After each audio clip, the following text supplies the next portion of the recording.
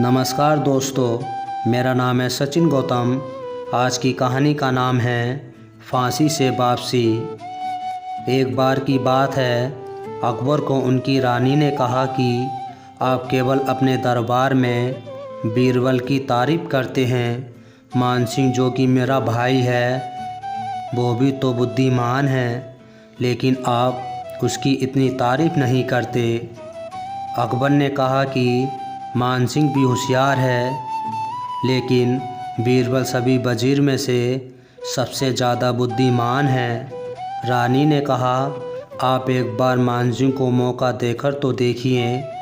अकबर ने कहा, ठीक है, मैं दोनों की एक परीक्षा लेता हूँ, तुम देख लेना। इसमें बीरबल साबित कर देगा कि वही सबसे ज़्यादा बुद्धिमान वज़ीर है।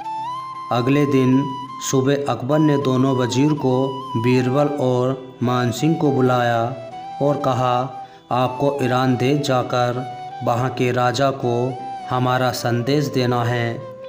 वहाँ हमारे सबसे अच्छे मित्र हैं, इसलिए हम अपने सबसे अच्छे वज़ीर को वहाँ भेज रहे हैं। दोनों अकबर का संदेश लेकर ईरान के लिए रवाना हुए। ईरान पहुंचकर उन्होंने वहाँ के राजा को अकबर का संदेश दिया।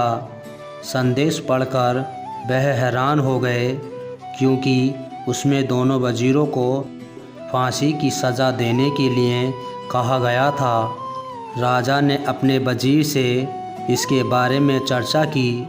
वज़ीर ने बोला, शायद ये दोनों वहाँ पर बहुत प्रसिद्ध हैं, इसलिए अकबर ने उनको वहाँ फांसी नहीं दी। राजा ने भी सोचा शायद ऐसा ही हो, इसलिए अकबर ने हमें ये संदेश भेजा है। ईरान के राजा ने बीरबल और मानसिंह को बंदी बनाकर कल सुबह फांसी देने को बोला।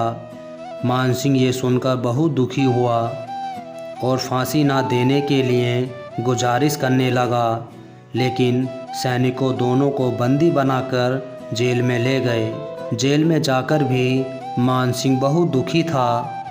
उसने बीरबल को बोला, हमको कल सुबह फांसी होने वाली है और तुम शांत बैठे हो, और दरबार में भी तुमने ईरान के राजा से कोई फरियाद नहीं की। बीरबल बोला, तुम शांत हो जाओ, कल हमें फांसी नहीं होगी, मैं एक तरकीब बताता हूँ। अगली सुबह सैनिक दोनों को फांसी देने के लिए लेकर गए। फांसी की जगह पर जाकर दोनों आपस में लड़ने लगे। पहले मैं फांसी पर चढ़ूँगा कहकर राजा ने कहा, तुम दोनों पागल हो गए हो, जल्दी मरने के लिए क्यों लड़ रहे हो। तब बीरबल ने कहा, हमारे धर्म गुरु ने कहा था कि आज जो पहले फांसी पर चढ़ेगा वो अगले जन्म में राजा बनेगा, और जो उसके बाद फांसी पर चढ़ेगा वह प्रधानमंत्री बनेगा। हमारे धर्म गुरु कभी गलत नहीं कहते। राजा ने अपने वज़ीर से बात की, शायद इनकी बात सच हो और हमारे पास उनको फांसी पर चढ़ने की कोई ख़ास वजह भी तो नहीं। इन दोनों को अकबर के लिए संदेश देकर वापस भेजते हैं। उन्होंने ऐसा ही किया और दोनों को रिहा कर दिया।